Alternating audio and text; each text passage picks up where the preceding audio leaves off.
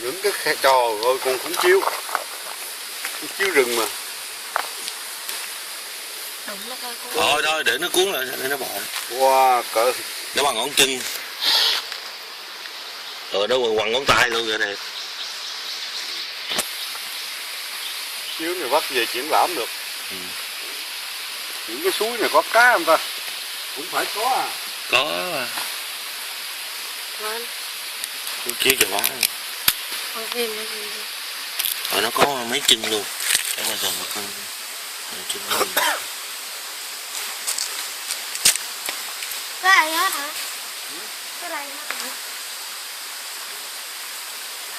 Ủa nước này đâu mà chảy ra vậy? Nước mưa á. Không trời nó mưa đó, nó trút tụ vô cảnh á. Trút tụ chỗ này miếng, chỗ kia miếng.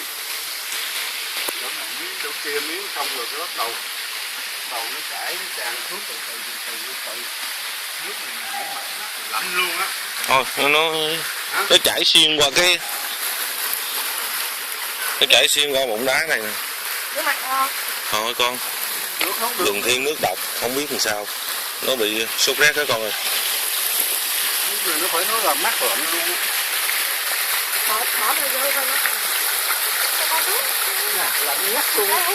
Kìa có cá trời thấy không? Đó, cá lộn á. Cá nhỏ lộn á. Có nó lợi trong đó. Thành ra có nước là có cá.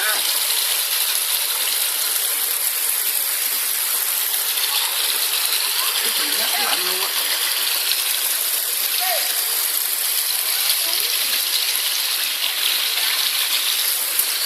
Tôi chợt cái ba. Đây là phóng tay này nước mắt lạnh luôn. Nước trong mà nó lạnh luôn. Nước này ngọt có đâu mặn được.